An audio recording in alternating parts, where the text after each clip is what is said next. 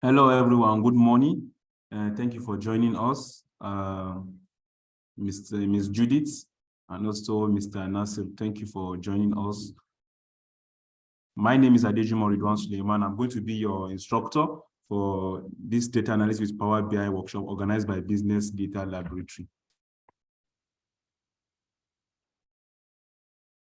So first of all, we're going to go to our agenda. We're going to introduce ourselves. That is the organization Business Data Laboratory, what we are all about, and also get some introduction from you people that are attending the workshop. And also we'll talk about today's takeaway, then also Q&A at the end of the session. So a thank you message.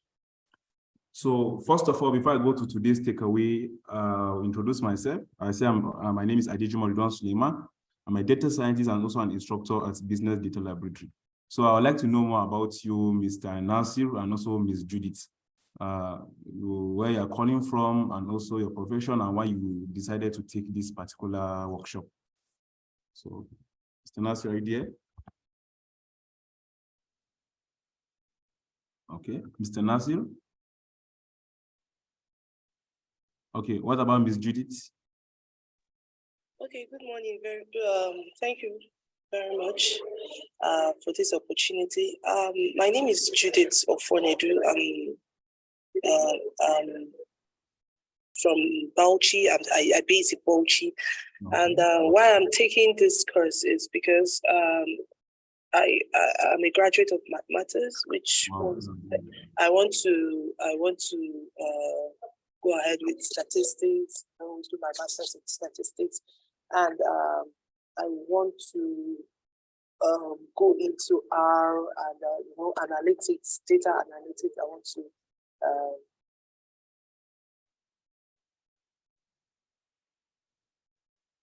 Okay, Mr. Judith is out. Okay, thank you very much, Mrs. Judith. It's nice meeting you. Okay, you are also saying something? Okay. Okay, Mr. Nasir, please, can we hear from you also? Okay. Okay, so let's go to today's takeaway. So what should we be gaining at the end of this particular session? Or let's just say throughout the whole program. So we are going to be talking about why a career as a data analyst. So why choosing the career as a data analyst out of various careers that are out there? So why will someone decide to go for a career in data analysis? So we're going to talk about that, and why Power BI in terms of data analysis. We know we can use a lot of tools for data analysis. We can even use just manually to analyze data, but why are we deciding to use Power BI in terms of data analysis, and why are we suggesting it? So what's the reason, what's the motive behind that? And why decide to learn from us? That is our Business Data Laboratory. What will you gain by learning from us, and what do we have to offer you people that is the trainees that we're going to be training? And also we're going to be introducing our instructors. So I'm not the only one in Business Data Lab. We have other instructors also. I'm going to be introducing them and also shedding more light on their experience and also their specialty. So why a career as a data analyst? So first of all, we need to know what does a data analyst does. So a data analyst actually sources and gathers data. So, but before sourcing and gathering data, one needs to have a problem. So a data analyst needs to define its problem statement, because by defining your problem statement, it will allow you to be able to know which data you are going to be interested in and which data are you going to be gathering, or where you are going to be sourcing that particular data from. So one needs to be able to define the problem statement, knowing the problem that one wants to solve, then you now go and source and gather that particular data which you are going to use to solve the problem. So the data can either be gathered manually or automatically, maybe through surveys or through pre-existing data. These are ways in which one can actually gather data. Then after sourcing and gather data, this data analyst now clean and organize data, because most of the data in real life come in messy formats. So which means they're not going to be coming clean. So it is the work of a data analyst to clean this data and organize it, because he or she can't work on that data directly without cleaning it. So it's just like tidying a room now. For one to be able to live in that particular room, one moves to a new house, one needs to tidy the house and arrange everything in the house so that it will be, it can be habitable. So that's what a data analyst also does with data. You need to clean it, organize the data, then you can now, okay, let me now start working with this particular data. Because not all the information in the data you actually be working with. So there's some information which will not be needed, and there are some you'll be needing. So it's like we have redundant information and also have the necessary important information. And you only want to work with the important information. That's to avoid confusion when trying to analyze data. So this is where the cleaning and organization of your data actually comes in place. Then you have to now use that data to reach meaningful conclusions. So this is where you now start the main work of getting insight from that data, analyzing the data. So what can I get from this data in line with your problem? So don't forget that you're actually working with your problem. So what are you trying to get from this particular data in line with your problem? A particular data can have various problems attached to it. So you already have your problem now, you already have your data. So when you're analyzing it, you are making sure that, okay, the insight I'm trying to get is in line with this particular problem I'm trying to solve. So you might have a particular data and somebody's trying to solve another problem with it. You also trying to solve another problem with it. So you have to make sure when analyzing that data, you are going in line with your particular problem. That is your problem statement. Then after that, it is your duty, that is the data analyst, to communicate results through both visuals and reports. So you have to now communicate these visuals and reports to what? To stakeholders, or maybe to the management, or maybe even to yourself. It is actually a personal project which you want to analyze. You make sure the visual is easy to understand, and anybody looking at the visual, even a layman, will be able to understand that, okay, this is the insight you got from this particular data. So this is just the process of what the data analyst does. The data analyst sources and gathers data in line with his or her problem, clean and organize the data, use the data to reach meaningful conclusion, and also communicate the result through visual and report, through visuals and reports. So it's a very important skill for someone to be to have. It's a very important source skill for one to have communication as a data analyst. So you'll be able to communicate your results for others to be able to understand that, okay, this was what I found from this data. This was what I was able to understand from this data. And this is what we can actually achieve just by analyzing this data. This is what we know about this particular data. So now, why a career now as a data analyst? So choosing a career as a data analyst is a very lucrative career. There is a lot of perks that is attached to it, such as high salary range, which in our country now, as a data analyst, the salary scale ranges from 168 to 481. You can put this for an entry role. It can go higher than this for a senior role or a more experienced data analyst. And also, outside the scope of the country, it can also be higher than that. And also, as a data analyst, you have the opportunity to work remotely or also on hybrid. So since it is your duty to just work with data and play with data, you can actually do that at the comfort of your home, working with any organization, maybe all over the country or also all over the globe. So the remote opportunity gives you the remote or hybrid work option, gives you the flexibility of working at home instead of going on site. Then as also, you can work as a freelancer, as a data analyst. If you are the one that decides to stand alone, you can work as a freelancer. So that is just collecting projects from clients or collecting projects from organizations, working on on an hourly basis, or maybe on a contract. So you can also work as a freelancer, as a data analyst. You can also start your own consulting firm. So by starting your own consulting firm, you can employ others, and your work is just about solving data problems for organizations and checking and also reaching insights using organizational data, solving problems and business decisions for organizations. So these are some of the few perks which you have as a data analyst, and one of the importance of choosing a career as a data analyst. So why you learn from Business Data Laboratory? So Business Data Laboratory is actually an organization based in Abuja. So we're the data analytics and data science consulting company. So we help organizations solve data problems and reach business decisions for organizations using their data. And we also offer training services to organizations and also to individuals which are willing to learn some of the tools and technologies which are used in data analysis and also in data science. So we offer our classes in person. So these are images of our classes which we offer in person, and we also offer virtual classes. So virtual classes give the flexibility for those who are not able to attend in-person classes. So maybe those that are busy at work or have a very tight schedule, they have the opportunity to go into our virtual classes. So these virtual classes are through Zoom meetings. Organize the classes through Zoom meetings, shared documents management, and also offer recorded classes for those also that are not able to meet shared schedule. So they're able to rewatch the recorded classes, and also have email/chat messenger. We give feedbacks to our students, help them, that is personalized feedbacks to our students in case they're having issues, and also follow up on our students. Also have weekend, and we have weekly and weekend online classes. So weekend online classes for those that cannot meet up during the week. So these are what we offer in our virtual classes. So our curriculum is skills tailored. So our curriculum is tailored to teach you the skills of a data analyst, and also have dedicated and supportive instructors which are going to help you in case you get stuck or you are having challenges. You're having challenges throughout the learning during the learning process. We also have a flexible schedule. We have virtual classes, and we have portfolio ready projects. So portfolio ready projects allows you to be able to work with real world data. So these are projects that when you build, you can be able to show anybody you want to work with that, okay, this is what I can do with this particular tool, or this is what I can do with my skills. And also our portfolio ready project allows you to work as a team with other students. So this is just to develop your teamwork skill, you to and also your collaboratory skill, because in the real life, most of the time you'll not be working alone. You're going to be working with others. So these are the kind of skills we help you develop, which are also our portfolio ready projects. So these are our instructors. First is Bilkisu Wumi Olatunji. She has an MSc in information technology, and she's a data scientist and also an R-Shiny developer. So one unique thing with us is that all of us are able to work with a lot of tools in terms of data analysis and also data sciences, R, Python, Power BI, Excel. So we're able to work with a lot of tools and also train on all of these tools. She's also a certified art studio instructor and a Tidyverse and R-Shiny expert. She's also a certified Scrum Master, a product owner, and also an agile coach.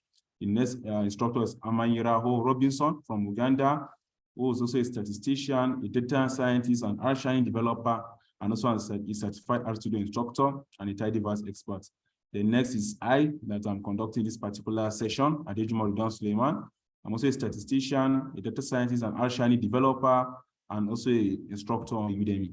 And the next instructor is Faida Bukola Bello, who is also a statistician, a data scientist, and R-Shiny developer, and also a certified Scrum Master.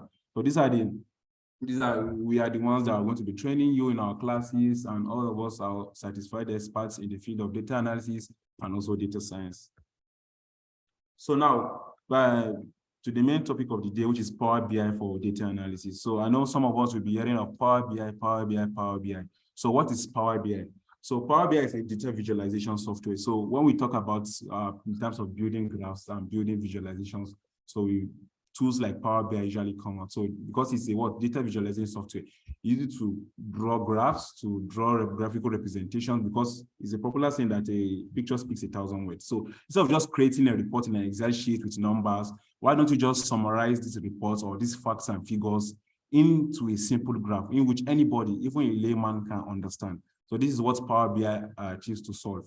It's a data visualization software used to build various types of graphs.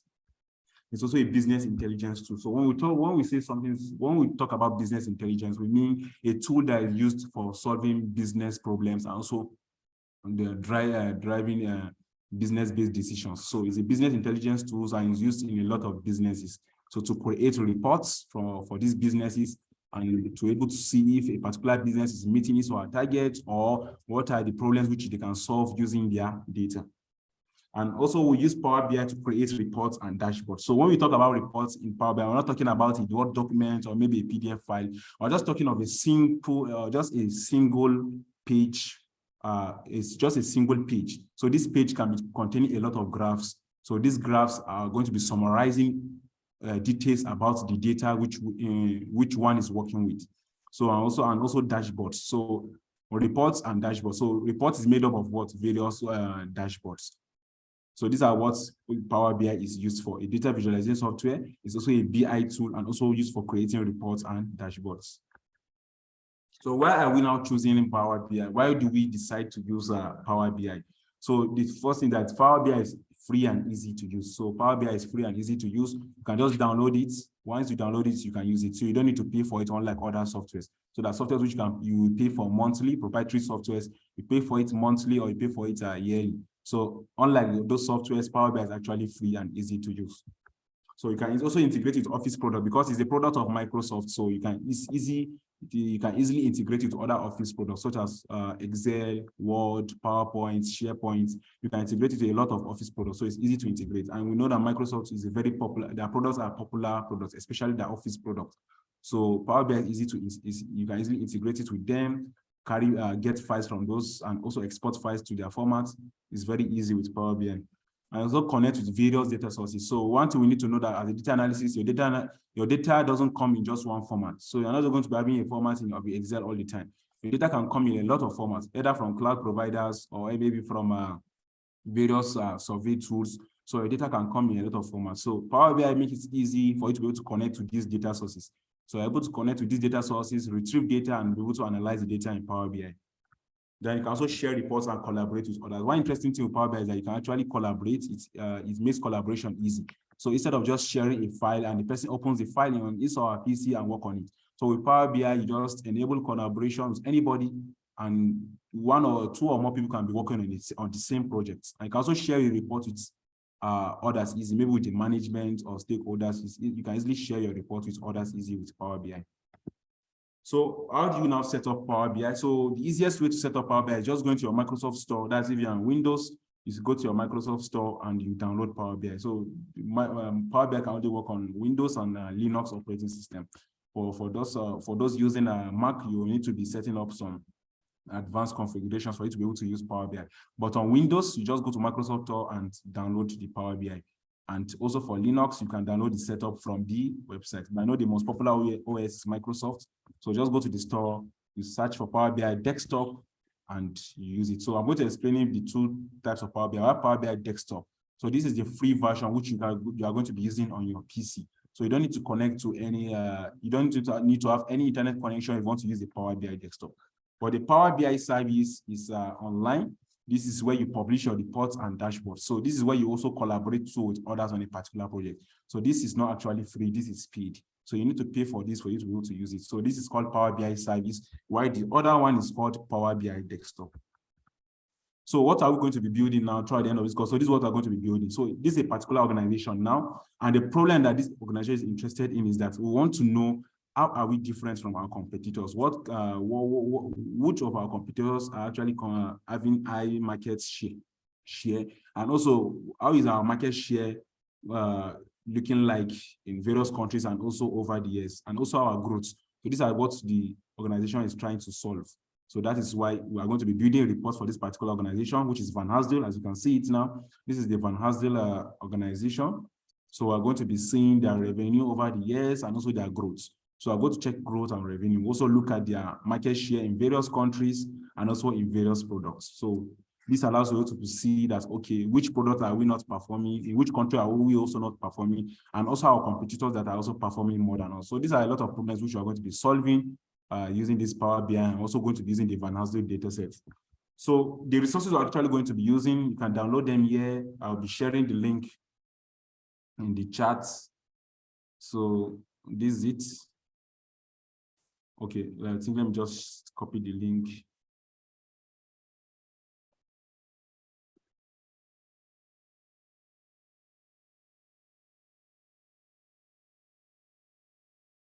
Okay, so this is the link to the resources. So when you just go to the resources, you just click on English and you download all what you're going to be using. But I don't know if it's possible. Okay, maybe because the file is a little bit heavy, so it's going to take a lot of time. So, but just click on this particular English version, it's going to download all the resources for you. So by the time you download all the resources, you're going to be having something, a folder looking like this. So let me go to the folder. Okay.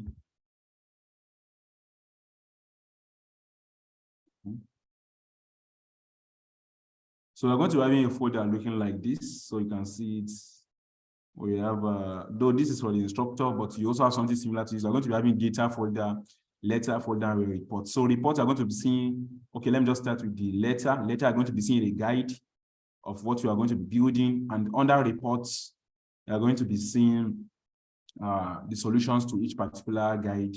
And also have our data. So this is where our data is. So what most of the tools, elements are going to be using, we're having it here. So this is US sales. So the first data I'm going to be going is US sales. And under US sales, we have two, let me just say, we have one Excel file and we have one CSV file. So CSV file is called comma separated values. I will explain it later on. So when you go to the US, under the US sales folder, you are going to see BI dimension. So BI dimension is an Excel workbook. So BI Dimension is an Excel workbook. So this Excel workbook now contains 3 sheets. So first of all, we have our product details. So these are details of the products. So the products, we have the manufacturer ID, also have the price of a particular product. Then we also go to manufacturer, we have details of each manufacturer. You can also see their logo URL. So this URL, when you copy and paste it on your browser, is going to give you the image. So this is just like an image you can see, it's ending with a .png file. So this is the logo URL. Then we also have the geographical details. So we have each location all over the countries that we are going to be using. We have their zip code, the city, state, region, district, and country. So this is the first file, which is the Excel workbook. It is containing 3 sheets. Then the next also we have US sales. So these are sales that was made in US. So you can see we're having 5 columns. We have product ID, we have the date which a transaction was made. So which day was an item bought, and we have the zip code. They also have the units. So how many of those particular items was bought, they also have the revenue, how much was made on that particular item. So you can see throughout here now, these are all transactions made. I think this is January of 2015. So you can see that of February of 2015. So these are just transactions made in that particular organization. These are the recording of that particular organization, but for United States. So this data is only for United States. So when you now go back to your data, you will now see international sales. So this is where you now have details of all other countries. So you can see now we're having what, 6 countries. We have Australia, we have Canada, we have Germany, Japan, Mexico, and also have Nigeria. So for that of Australia, which I already opened here, this is for Australia. You can see it, country, revenue unit. So this is just similar to that of the USA, except that this is for other countries. Australia, we have, since that of USA is in a separate file, then this is for Australia. You can also open that of Canada, Germany, Japan, Mexico, and Nigeria. So each is for each respective country. So I don't know, do all of us understand the data we're going to be working with? Yes, sir. Okay, so let me continue. So now, this is now my Power BI, which I've already opened. So this is the Power BI interface. So the first thing when you open Power BI, you know you're going to be working with the data. So, and I told you that Power BI connects to a lot of data sources. So if you want to connect I'll explain the interface later on, but for now, let us just focus on connecting to our data source. So connecting to our data source now, we're going to click on Get Data. So, but you can see we also have some quick ways of connecting to data, like Excel workbook, because it is a Microsoft product. So we already have a tab if you want to get an Excel workbook. So this is the icon which you just click on. Or you can also click on Get Data and click on Excel workbook. All is the same thing. So now we're going to be getting our first file, which is this Excel workbook. This is BI Dimensions. And you know it contains 3 sheets. So this is the first file we're going to be getting now. So I'm going to click on Excel workbook. And when I click on Excel workbook, I think I kept it in there. I think structure, data, and USCS. So BI Dimensions. You can see it because Excel workbook is the only file that is showing here. So I'm going to open it. I'm going to take a little time.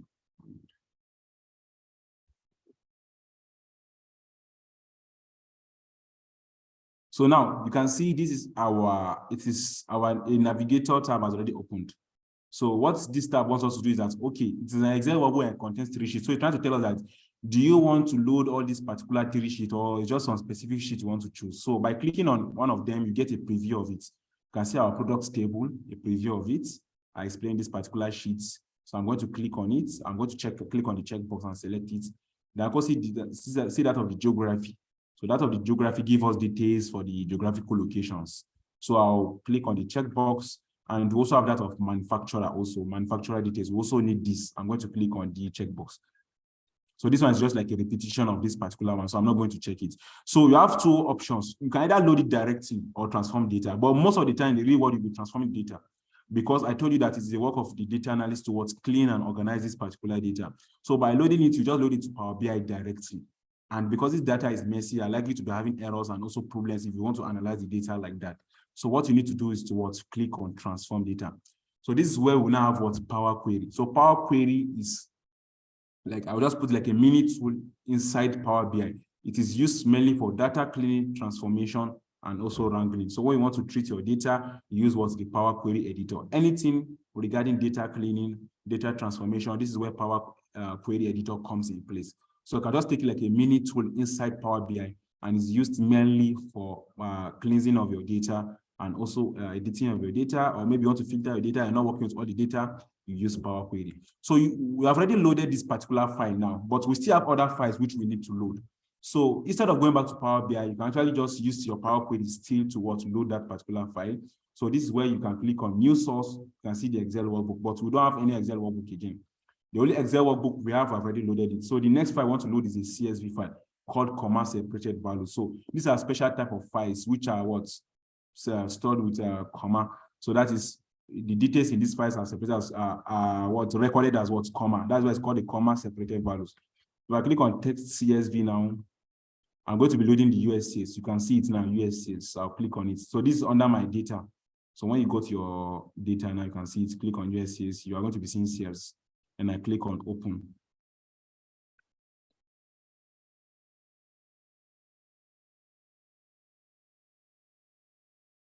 So by clicking on open now, I'm going to be having the details for it. So you can see it now. It's showing me also a navigator tab. That's just to check my data and see if I'm actually importing the right thing. So am I importing the right thing? And this is looking like what I want. So I'm just going to click OK. So this OK is not loading to Power BI. It's actually loading into your Power Query because you need to transform it. So we still have other data we want to load. The next one now we want to load is those are for the other countries. These are details for the other countries. So now, because they are contained in one folder and they are also sharing the same columns or the same column names, so it's going to be stressful loading them one by one. We can actually load them one by one because they are each CSV files. So we can load them one by one, but that is going to be stressful. So we have another way of loading this kind of data which are sharing similar properties. So I'm just going to load the whole file. So I'm going to be loading the whole of this international sales. So now I'll just click on folder. You can see the various data sources connectors that we have here. You can see a lot of them. So these are all of them. So your data can come in any of these formats. So your data can come in any of these.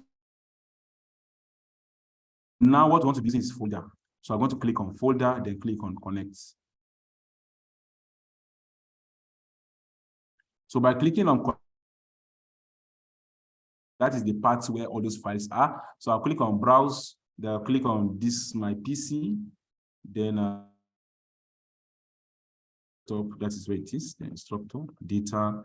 Okay, so I'm just trying to go down my file tree, then international sales. So you can know this is where all those files are, all those CSV files is under international sales. So I'll just click on OK. So now this is my file part I already have, then I'll click on OK. So now you can now see that this file has already been merged and it's giving us two options. Do you want to combine and transform data or just transform data? So I told that they're sharing the same properties, the same variables or same column headings. So I'll be combining and transforming this data. So these files, which are actually 6, I'm going to combining it into a single file. So this just to make my work easy, since they are just details of various countries. So I'll just make them into a single file. So I'll click on combine and transform data. So it is now going to load it into Power Query as a single query. So it's not going to be loading as separate queries. So you can see now it's still it's letting me know that, okay, am I still importing the right thing? And which is that. So I'll click on OK.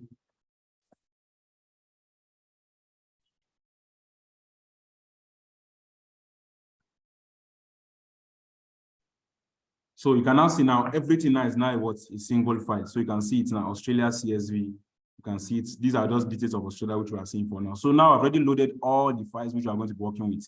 So they've already formed towards queries in the Power Query editor. So what is left for us now is now to start transforming these particular queries. So before I continue, is there any questions?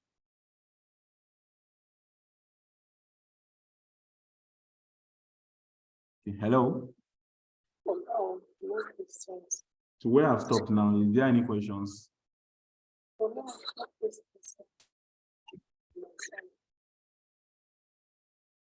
Okay, let me proceed since there's no question.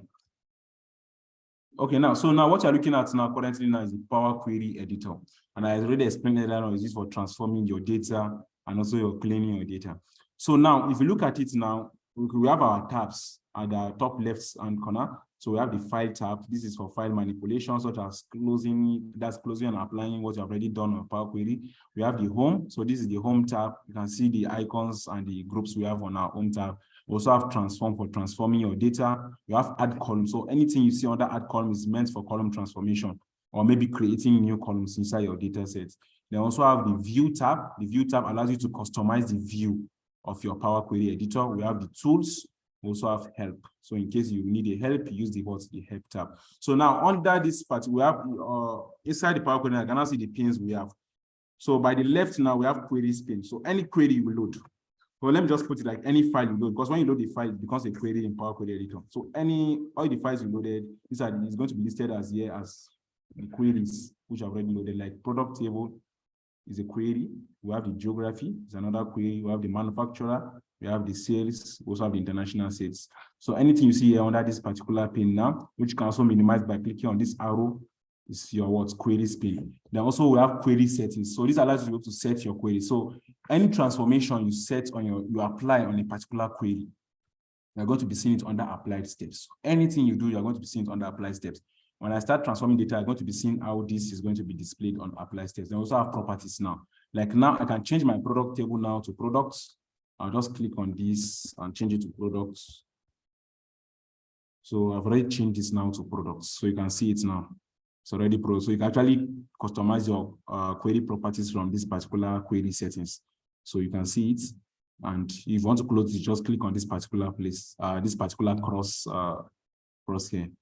And now you can see also your data pane. This is our main page. It gives you a display of your data. So unlike Excel now, when you click on a particular cell now, you can't change it. So if you want to change any value inside your data, you need to go to the main source for you to be able to change that particular data. So you need to be able to you need to go back to the particular main source of the data. That's when you'll now be able to, okay, I can change this particular, I can change the value of my data, because you cannot do that in Power Query editor. You can see it now, I'm clicking on it. So this is not like Excel. So you cannot do anything with it. The only thing you can do here is just transformation of your data and cleaning of your data. And you can see our column names which we are having. And beside each column name, you can see a particular icon. This is where you can change the data type of a column. For now, this particular column now, you can see it is showing 1, 2, 3. So this is a what? You can see this is a whole number. So you can change it to another, if you want it to be a fixed decimal number or a decimal number. So clicking on this icon allows you to be able to customize or change the particular, allows you to customize or change the particular data type of a column. Now, if you go to the view, I'll go to a view tab now. We have what we call column quality. So this column quality shows you how qualitative your column is. Like now you can see details like valid values 100%, error 0%, empty 0%. So these are key things which one needs to be looking at when you are transforming your data. So you need to be looking at where I'm having empty values. Like here now I'm having empty values, which means this is a very necessary column which I need to take care of. You can see it is, and we also valid values to be 30%. So we don't want to be loading this into Power BI and be working with this. So we need to deal with this problem we're having here. So this is where the column quality comes in place. They also have column distribution. So column distribution shows you how distributed your values are. Like now the same, let me just take a look at, okay, let me look at manufacturer ID now. So manufacturer ID now from our column distribution, you can see it's now telling us that we have 7 distinct values. You can see these details here, 7 distinct values, and we have 0 unique value. So the difference between a distinct value and a unique value is that a unique value occurs only once throughout a column. So imagine I'm having the name of students in a particular class now, and every student inside that, we have students that are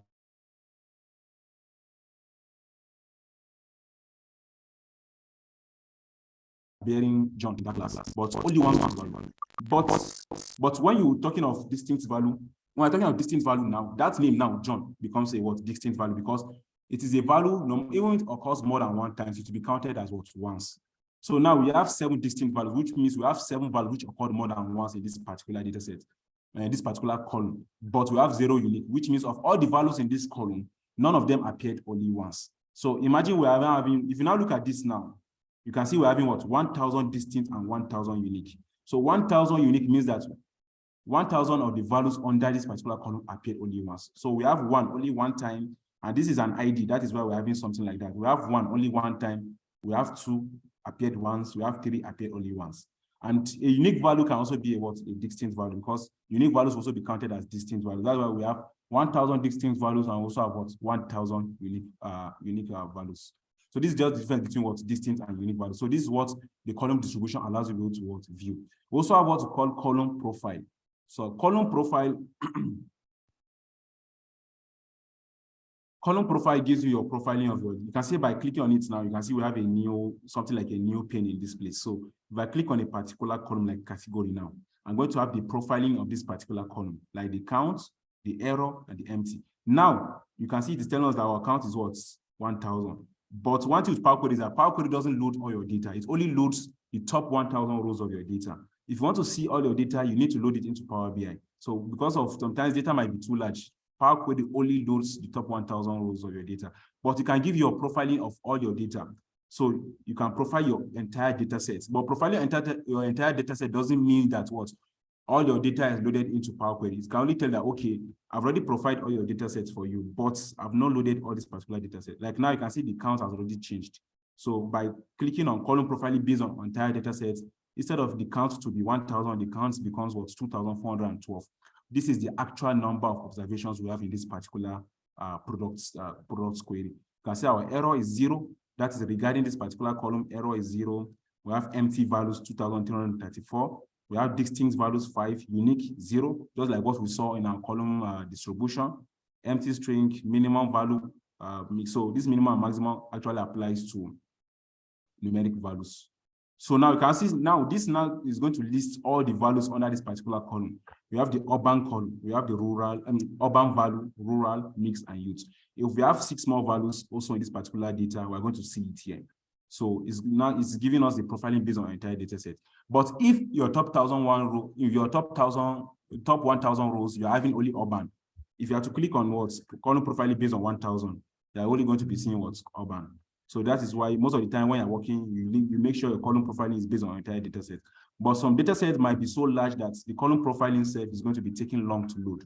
So when you have a data set having millions of rows, the column profiling is going to take long to load. So in this situation, you can just make do with your column profiling based on your 1,000 rows.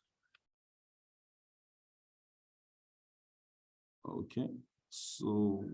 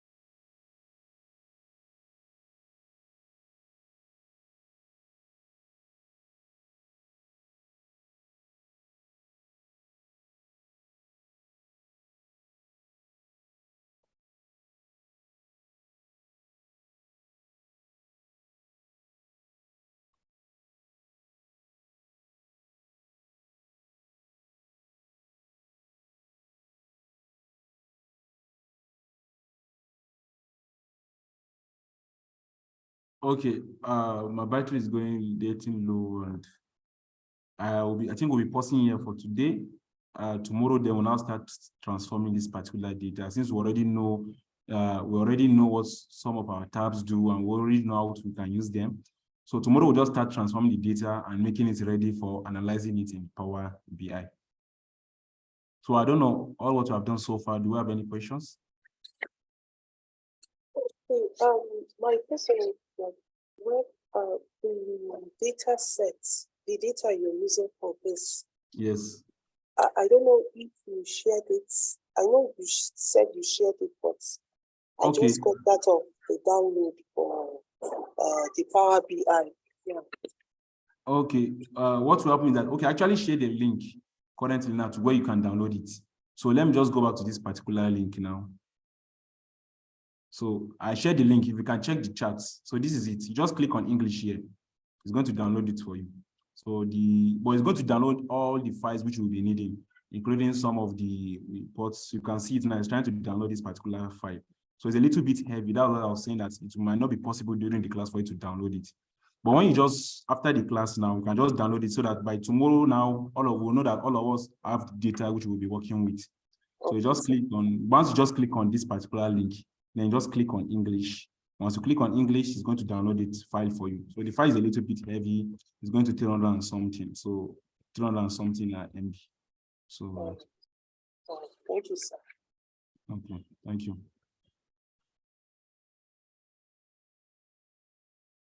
Okay, are there any questions?